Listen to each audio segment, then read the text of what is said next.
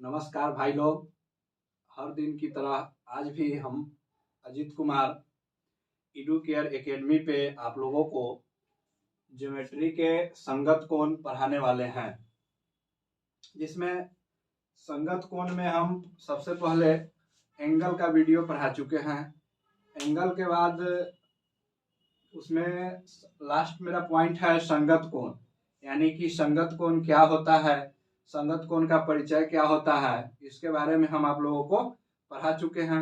उसके बाद हम आज पढ़ाएंगे कि संगत कोण करस्पॉन्डिंग एंगल में हम वैल्यू कैसे निकालते हैं और संगत कोण में वैल्यू निकालने का तरीका क्या होता है, या दो संगत कोण का मान क्या होता है, इसके बारे में हम आज बताएंगे।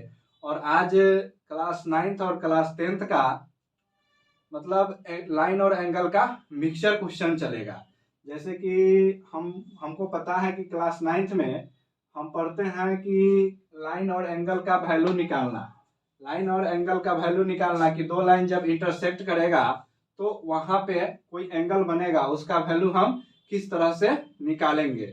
इसके अनुसार हम आज रैखिक युग्म कोण यानी कि एडजेसेंट एंगल का मान हम लोग निकालना सबसे पहले सीखेंगे कि रैखिक युग्म क्या होता है। जैसे कि हम इस फिगर में दर्शाए हैं कि कोई एक यह रेखा है ए बी रेखा है। इस ए बी रेखा के ऊपर कोई ओडी लाइन आकर के किसी पॉइंट पे कट कर रहा है, तो कट कर रहा है तो वहां पे दो एंगल बनेगा, एक एंगल बनेगा इंटरनल और एक एंगल बनेगा एक्सटर्नल। तो दोनों इंटरनल और एक्सटर्नल एंगल का सम कितना होता है भाई, तो इससे पहले आपको हम इस सब चीज बता चुके हैं कि इंटरनल और एक्सटर्नल का सम कितना होता है। तो इंटरनल और एक्सटर्नल यानी कि इस दोनों एंगल का सम 180 डिग्री होगा। 180 डिग्री होगा तो देखिए यहाँ पे एक नियम है कि रैखिक युग्म कोण एडजेसेंट एंगल निकालना है हमको। जैसे कि यहाँ पे दे दिया कि एक एंगल बन गया DOB, एक एंगल बन गया DOB और एक एंगल बन गया यहाँ पे क्या बन गया DOA, एक एंगल DOA। तो इस दोनों एंगल मान लीजिए कि इस सब एंगल का तो वैल्यू होता है 180 डिग्री, तो इसका कुछ वैल्यू दे दिया, इसका कुछ वैल्यू दे दिया, तो हम कैसे निकालेंगे उसी पे आधारित एक प्रश्न हम बोर्ड पे किए हैं। इस प्रश्न को समझेंगे। इस प्रश्न में हम लिखे हैं कि AC एक लाइन है, AC एक लाइन है जिसपे दो रेखा एक बिंदु O पे कट कर रही है, दो रेखा बिंदु O पे कट कर रही है। उस रेखा का नाम है BO रेखा और DO रेखा किसी बिंदु पे आके यहाँ पे कट कर रही है। तो यहाँ पे OD जब O बिंदु पे कट कर रही है तो यहाँ से एक एंगल बन रहा है इंटरनल एंगल जिसका नाम है 3x, और यहाँ पे बीच में एक एंगल बन रहा है BOD जिसका नाम है 2x, और यहाँ पे एक एंगल बन रहा है BOA जिसका नाम है x। चलिए अब इसको देखते हैं कि इसका वैल्यू हम लोग कैसे निकालेंगे, इसका वैल्यू हम लोग कैसे निकालेंगे। तो यहाँ से हम लिख लिए हैं AOB और BOD और DOC इक्वल टू 180 डिग्री। तो इसमें AOB का वैल्यू x डिग्री दिया हुआ है। देखिए AOB x हो गया, BOD 2x हो गया, DOC 3x हो गया।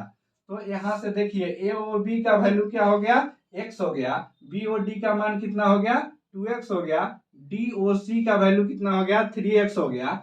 तो एक ही लाइन पे कितना भी इस पे अदर लाइन किसी एक पॉइंट पे कट करेगा तो सभी का तो योग 180 डिग्री होता है, तो सभी का योग 180 डिग्री होता है। इसलिए x plus 2x plus 3x equal to 180 यानी 180 डिग्री। तो यहाँ से हम लोग सोल्व कर लिए, तो इसका आ गया 6x, यहाँ पे आ गया x, तो x का वैल्यू आ गया 30 डिग्री। तो इसको हम यहाँ पे लिख दिए हैं कि यहाँ पर x का वैल्यू 30 डिग्री है। इससे हम आशा करते हैं कि सभी विद्यार्थियों को क्लियर 100% समझ में आई होगी।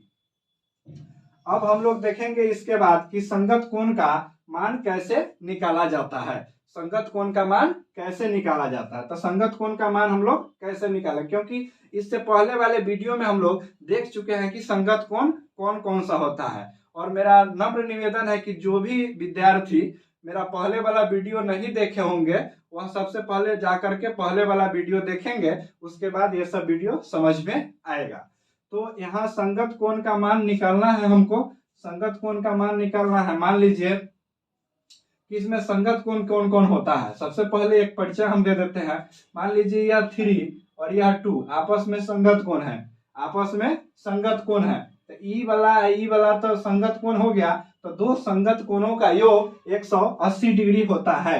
ये बात प्रूव है पहले से हमारे मैथमेटिक्स के द्वारा, ये बात प्रूव है। इसको हम लोग इस पे जिक्र नहीं करेंगे कि कहां से आया और कैसे हुआ। यह एंगल 3 और एंगल 2 यानी दो संगत कोण का मान 180 डिग्री होगा। इस बातों को आप लोगों को याद करके चलना ही होगा। नहीं याद करके चलिएगा तो प्रश्न नहीं बनेगा, क्योंकि दो संगत कोण का वैल्यू मतलब 180 डिग्री होता ही है। या इसी तरह यहाँ पे संगत कोण हो गया एंगल 7 और एंगल 6 संगत कोण हो गया। तो दो संगत कोणों का योग 180 डिग्री होता है। अब इसमें हम लोग देखेंगे कैंची फिगर, कि कैंची फिगर क्या होता है। थोड़ा सा हम यहाँ पे कैंची फिगर ड्रॉ करके देखते हैं। यानी कि कैंची फिगर इसको एक ये बोलते हैं, जिसमें हम दिखा चुके हैं कि इसको एकांतर कोण बोलते हैं, एकांतर कोण बोलते हैं।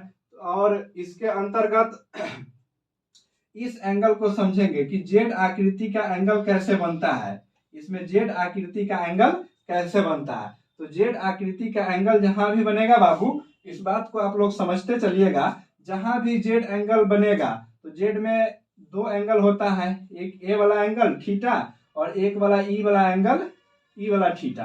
तो इस दोनों थीटा का वैल्यू क्या हो जाएगा, इस दोनों थीटा का मान आपस में बराबर होगा। इसी को तो हम लोग एकांतर कोण बोलते हैं। चलिए, एकांतर कोण का मान बराबर होता है। एकांतर कोण का मान क्या होता है, बराबर होता है। एकांतर कोण का मान बराबर होता है, यानी कि जेड आकृति के फिगर जहां भी आप लोगों को दिखेगा ना, ये 9th क्लास वाले भैया ज्यादा ध्यान देंगे कि यहाँ पे जेड आकृति का फिगर जहां भी दिखाई देगा, इसमें एकांतर कोण जो ये होता है ना थीटा और ई वाला थीटा, ये दोनों आपस में बराबर होता है। इन सब छोटे छोटे पॉइंटों को आप लोग ध्यान करते चलिएगा, क्योंकि आगे इसका बहुत जरूरी है। अगर एक सच्चा विद्यार्थी वही होता है जो मैथ के हर एक कंसेप्ट को चूहा की तरह उधेड़ दे, एकदम यहां से निकाले क्या होगा, यहां से निकाले क्या होगा। अगर आपको उधेड़ना नहीं आता है तो समझ लीजिए आपको मैथ में बहुत प्रॉब्लम होने वाला है। चलिए, इसके बाद एकांतर कोणों का मान हम लोग समझ लिए कि एकांतर कोण कैसे होता है। यहां से देखेंगे कि एकांतर कोण और संगत कोण पर आधारित प्रश्नों को हम लोग करेंगे, ठीक है। यहाँ से अब हम इस प्रश्न को करेंगे। यह प्रश्न जो है एकांतर का कंसेप्ट, एकांतर कोण का कंसेप्ट और संगत कोण का कंसेप्ट पे आधारित मैं एक प्रश्न लिया हूं, और मैं इसमें पूरी इफिशियंसी से आप लोगों को समझाने की कोशिश करूंगा। आप लोग थोड़ा ध्यान से इस पे देखेंगे। ध्यान देने की बात है कि इसमें एकांतर का कंसेप्ट है और संगत दोनों का कंसेप्ट है। और इस कंसेप्ट को अगर आप समझ लेते हैं तो आपके लिए क्लास 9th का एंगल चैप्टर बहुत इजी हो जाएगा, बहुत इजी हो जाएगा। अगर ये दो प्रश्न को करने वाले थे तब तक लाइट कट गई है, जिसके कारण प्रॉब्लम हुआ है कि पूरे सिस्टम बंद हो गया है। इसके बाद अब हम लोग यहाँ से इस प्रश्न को करेंगे। इस प्रश्न को करने से पहले हम आप लोगों के समक्ष एक बात कहना चाहेंगे कि समस्याएं चाहे जितनी भी आए, लेकिन शिक्षा कभी नहीं रुकी है, नहीं रुकनी चाहिए, और शिक्षा नहीं रुकनी चाहिए। चाहे समस्याएं कितनी भी आ जाए, शिक्षा नहीं रुकना चाहिए। और इसी बात के साथ चलिए हम लोग धैर्य के साथ इस प्रश्न को सॉल्व करेंगे और समझाने का हम प्रयास करेंगे। आप लोग भी एकदम कांस्टेंट माइंड होकर के इस प्रश्न को समझने का प्रयास करेंगे। जैसे कि इस प्रश्न में हम लोग इस प्रश्न का नाम देते हैं कैंची फिगर वाला प्रश्न। किस फिगर वाला, तो कैंची फिगर वाला, यानी कि मेन रूप से हमको यहाँ से ई लाइन और ई लाइन और ई वाला लाइन और ई वाला लाइन दिया रहता है। और जो भी इसमें हम डॉटेड लाइन लिए हैं वो इसको समांतर रेखा खींचे हैं, पैरेलल लाइन ड्रॉ किए हैं। ताकि प्रश्न को बनाने में हमको सहूलियत फील हो। इसके लिए हम देखेंगे कि यहाँ से ई लाइन दिया हुआ था, तो डी लाइन के पैरेलल एक बिंदु वाला लाइन खींच लिए, और यहाँ से ई वाला लाइन ए बी लाइन दिया हुआ है प्रश्न में, तो इस ए बी लाइन का भी एक पैरेलल लाइन डॉटेड लाइन हम यहाँ से खींच लिए। जिसके बाद हम यहाँ पे दर्शाएंगे क्या कि देखने से हमको पता चल रहा है कि यह लाइन और यह लाइन दोनों लाइन एक दूसरे में पैरेलल है, और एक दूसरे में पैरेलल यानी कि समांतर है। तो हम कल और अगले वीडियो में पढ़े हुए हैं कि यहाँ पे दो पैरेलल लाइन को जब एक तिर्यक रेखा इंटरसेक्ट करती है यानी कि काटती है, एक पैरेलल मतलब दो पैरेलल रेखा को एक तिर्यक रेखा जब काटती है तो उसमें संगत कोण का निर्माण होता है। और जब संगत कोण का निर्माण हो जाएगा तो हम ऊपर के वीडियो में कंसेप्ट भी पढ़े हुए हैं, और कंसेप्ट पढ़े हुए हैं तो उस कंसेप्ट का यहाँ पे हम प्रयोग करते हुए इस प्रश्न को सोल्व करेंगे। जैसे कि मान लीजिए कि यह एंगल डी और यह एंगल थीटा, यह एंगल डी और यह एंगल थीटा दोनों संगत कोण है आपस में। तो दो संगत कोण का योग हम पिछले वीडियो में पढ़े हैं कि दो संगत कोण का योग कितना होता है, 180 डिग्री होता है। तो एक संगत कोण का वैल्यू 130 दे दिया है, और दूसरा संगत कोण का वैल्यू क्या निकालेंगे भैया। जब मान लीजिए कि दो गो कोनो चीज है जेकर दाम 180 रुपया है, आ एगो के दाम 130 रुपया है, तो दूसरका के दाम कितना हो जाएगा, 50 रुपया हो जाएगा ना जी। उसी तरह यहाँ पे कि दो कोणों का योग 180 डिग्री होता है संगत के कंसेप्ट से, तो एक कोण 50 डिग्री हो जाएगा। तो यह थीटा बराबर हम यहाँ पे लिख देंगे 50 डिग्री हो जाएगा। जब ये थीटा बराबर 50 डिग्री हो गया तो यहाँ से अब एकांतर कोण का कंसेप्ट लेंगे। एकांतर कोण का कंसेप्ट लेंगे कि ई वाला एंगल और ई वाला एंगल आपस में एक दूसरे के बराबर होता है, तो ई वाला थीटा है तो ई वाला कितना हो जाएगा, थीटा हो जाएगा। यानी कि थीटा का वैल्यू 50 है तो ई वाला भी 50 हो जाएगा। अब इस लाइन पे आएंगे, यहाँ पे देखेंगे कि यह एक ए बी लाइन है, यह क्यू तक बढ़ाया गया है इस लाइन को। अब क्यू तक जब बढ़ाया गया है इस लाइन को, तो इसमें एक यहाँ से एक बिंदु आके एक लाइन आकर के एक बिंदु पे कट करता है। जैसे हम यहाँ पढ़े हुए थे ना, यहाँ पे ध्यान दीजिएगा कि यहाँ पे हम लोग पढ़े हुए थे पिछले वीडियो में कि इस एक रेखा पर कोई भी रेखा आकर के दूसरी तरफ से कट करेगी, जितनी भी कट करके एंगल बनाएगा सभी एंगल का योग 180 डिग्री होगा। तो उसी तरह यहाँ पे यह एक सीधी रेखा है, यहाँ से एक तिर्यक रेखा आके इसको काट रही है किसी बिंदु पे, और इस बिंदु पे जब इसको कट करेगी तो यहाँ पे इस दो एंगल बनेगा, एक इंटरनल एंगल बनेगा, एक एक्सटर्नल एंगल बनेगा। तो इंटरनल और एक्सटर्नल का योग 180 होता है। तो ये एक के वैल्यू इसमें दिया है, यानी कि बाह्य कोण का मान दिया है 110 डिग्री, तो इंटरनल एंगल का वैल्यू कितना हो जाएगा, 70 डिग्री। तो ध्यान से देखिएगा, इस कोण का हमको इस सी का वैल्यू निकालना था, तो त्रिभुज, यह एक त्रिभुज हो गया, यह एक क्या हो गया, त्रिभुज हो गया, यह क्या हो गया, एक अब त्रिभुज हो गया। तो एक कोण 50 डिग्री, दूसरा 70 डिग्री। तो त्रिभुज के तीनों कोणों का योग क्या होता है, त्रिभुज के तीनों कोणों का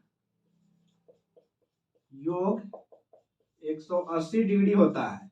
त्रिभुज के तीनों कोणों का योग 180 डिग्री होता है। तो इसमें से दो कोण दिया हुआ है, यानी कि कोण बी और कोण क्यू दिया हुआ है, कोण बी और कोण क्यू दिया हुआ है। तो कोण सी हम लोग कैसे निकालेंगे, तो यही 180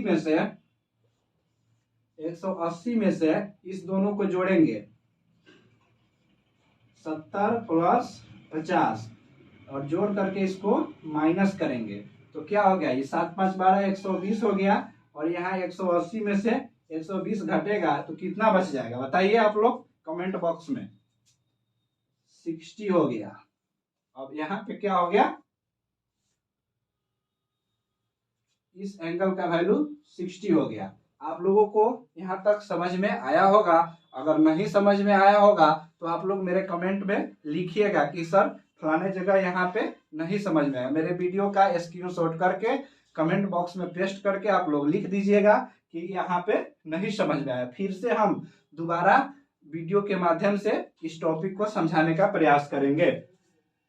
इसी टॉपिक को हम यहाँ पे भाषा के रूप में लिख करके समझाए हुए हैं, जिसको एक बार आप लोग देख लीजिए।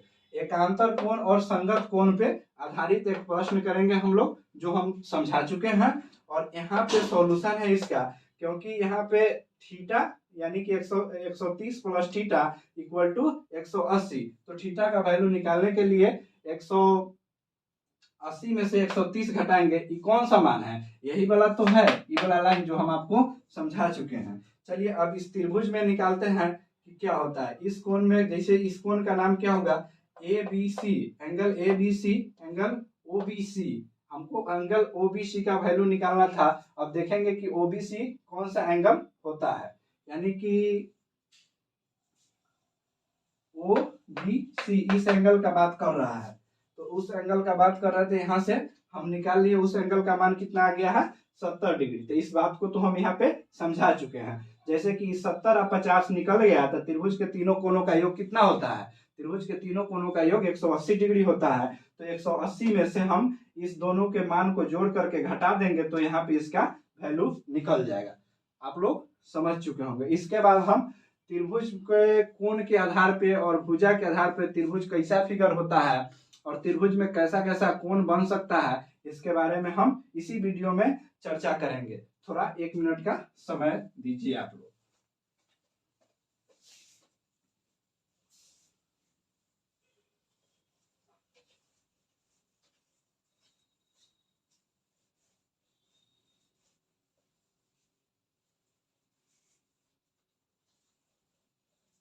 जैसे कि अब हम लोग त्रिभुज पे चर्चा करेंगे कि त्रिभुज क्या होता है, त्रिभुज कैसा फिगर होता है, और त्रिभुज कैसे बनता है, और त्रिभुज में कौन कौन सा एंगल होता है। जब हम इस चीज को जान लेंगे तो नेक्स्ट क्लास में हम लोग त्रिभुज के बारे में विशेष रूप से थ्योरम पे चर्चा करेंगे। फिलहाल हम लोग देख लेते हैं कि त्रिभुज होता क्या है। इसका नाम होता है त्रिभुज, यानी कि इसको हम लोग कहते हैं त्रिभुज, यानी अंग्रेजी में ट्रायंगल। ठीक है, अब इस ट्रायंगल पे चर्चा करेंगे। ट्रायंगल क्या होती है? ट्रायंगल क्या होती है, त्रिभुज क्या होती है, इस बात के सोचने से आप लोगों के माइंड में कुछ विकार उत्पन्न हो रहा है कि त्रिभुज होता क्या है। तो त्रिभुज होता है, त्रिभुज के डिफिनेशन होता है कि 3 भुजाओं से बंद आकृति को हम लोग क्या कहते हैं? त्रिभुज कहते हैं। 3 भुजाओं से बंद आकृति को हम लोग त्रिभुज कहते हैं, यानी कि 3 भुजाओं से बंद आकृति को त्रिभुज, सिर्फ फिगर बना के छोड़ देते हैं, त्रिभुज कहते हैं। ओके, अब हम लोग जब जान गए कि त्रिभुज होता है तो इसमें कुछ कोण भी होता होगा, क्योंकि ऊपर से तो हम लोग कोण के चर्चा करते आ रहे हैं। तो देख लेते हैं पहले कि इसका इंटरनल एंगल कैसे होता है, एक्सटर्नल एंगल कैसे होता है, इसके तीनों एंगल का योग कितना होता है। इस बात को हम लोग चर्चा करेंगे यहाँ पे। जैसे कि यहाँ पे एक हम बड़ा सा त्रिभुज बनाते हैं, मान लीजिए यह एक त्रिभुज है। अब इस त्रिभुज में हम लोग देखेंगे कि यहाँ पे कैसी कैसी आकृति भी है। ठीक है, यहाँ पे देखेंगे कि त्रिभुज के साइड A हो गया, ये B हो गया, ये C हो गया। अब यहाँ पे हम लोग देखेंगे कि इसके वैल्यू, यह त्रिभुज के तीनों कोणों का योग 180 डिग्री होता है। तो यह बात कैसे 180 होता है, इस बात को भी देखना होगा ना जी। हम लोग देख लेते हैं कि इसका मान 180 कैसे होता है। बहुत इंटरेस्टिंग बात है, इस पे थोड़ा आप लोग नजर गड़ाए रखिएगा, क्योंकि यहाँ पे अगर कोई भी लाइन हम यहाँ से खींचेंगे इसके तरफ, तो यह क्या निर्माण करेगा? बाएं कोण का निर्माण करेगा। और यहाँ से अगर किसी भी लाइन को हम यहाँ ड्रॉ करेंगे तो ई वाला एंगल इसका बाह्य कोण होगा। यहाँ से अगर हम इस लाइन को ड्रॉ करेंगे इसके तरफ तो ई वाला क्या होगा, बाह्य कोण होगा। सॉरी, इसको नहीं खींचना चाहिए था, इसको खींच लेते हैं। ई वाला एंगल क्या हो गया, बाह्य कोण हो गया। तो यहाँ से समझेंगे हम लोग कि बाह्य कोण इंटरनल कोण क्या होता है, एक्सटर्नल क्या होता है। जैसे कि मान लीजिए कि हम यहाँ से शुरू से पढ़ते हुए आ रहे हैं कि कोई भी एक रेखा है, इस पे एक लाइन कट करेगा तो इस पे कोई कोण का निर्माण होगा। तो यह कोण क्या हो गया, आंतरिक कोण यानी कि इंटरनल एंगल, और ये कोण क्या हो गया, एक्सटर्नल एंगल। ये वाला कोण एक्सटर्नल एंगल। इस दोनों कोणों का योग का वैल्यू कितना हो जाता है, 180 डिग्री हो जाता है। तो यहाँ पे एक चीज समझेंगे हम लोग कि इसमें एक्सटर्नल एंगल क्या होता है, इंटरनल एंगल क्या होता है। और इस बात को समझने के लिए सबसे पहले यहाँ देखना है कि यह एंगल 180 होता है, इस दोनों के सम 180 होता है, इस दोनों का सम क्या हो जाएगा 180। तो यानी कि यहाँ पे लिखने से पहले एक चीज लिख लेंगे हम लोग कि त्रिभुज के तीनों भुजाओं का angle A plus angle B plus angle C equal to 180 degree. तो 180 डिग्री यह बात हो गया। तो त्रिभुज में एक डी लाइन अगर खींच लिए यहाँ तक तो इसका बाह्य कोण कौन हो गया, angle A C D. Angle A C D, angle A C और डी, इसका नाम है बाह्य कोण, बाह्य कोण, यानी कि यह एक्सटर्नल एंगल हो गया। तो इस एक्सटर्नल एंगल का मान कितना होता है, इस बात को पहले हम लोग जानेंगे तब सब कुछ क्लियर हो जाएगा धीरे धीरे। यानी कि यहाँ पे और यहाँ पे तो त्रिभुज के तीनों कोणों का योग मेरा हो गया 180 degree. A plus B plus C angle लगा देंगे, angle A plus B equal to 180 degree.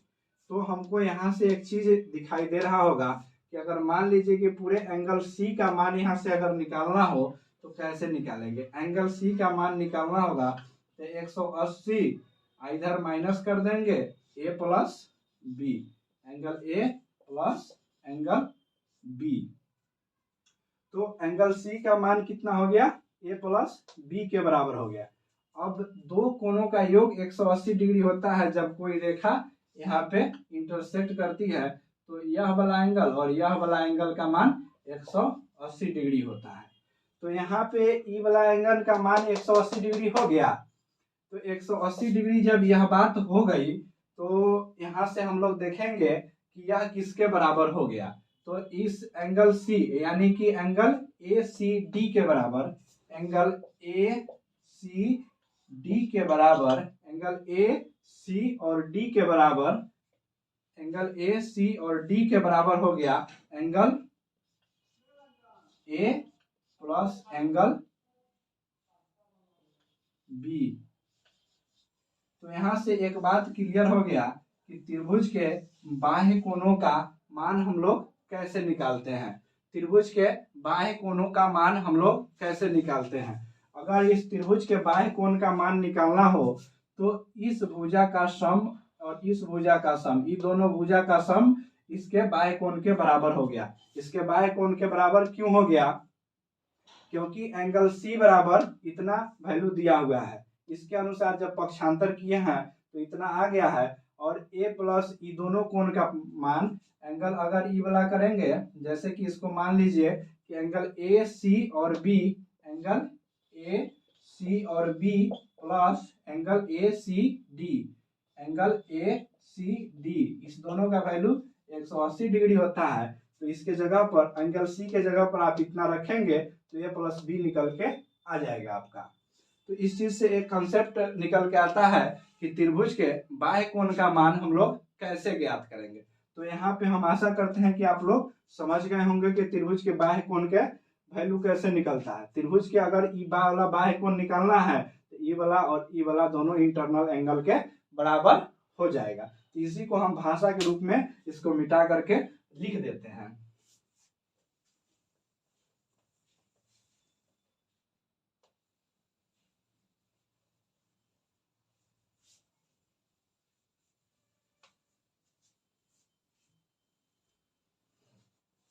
त्रिभुज के बाह्य कोण निकालना।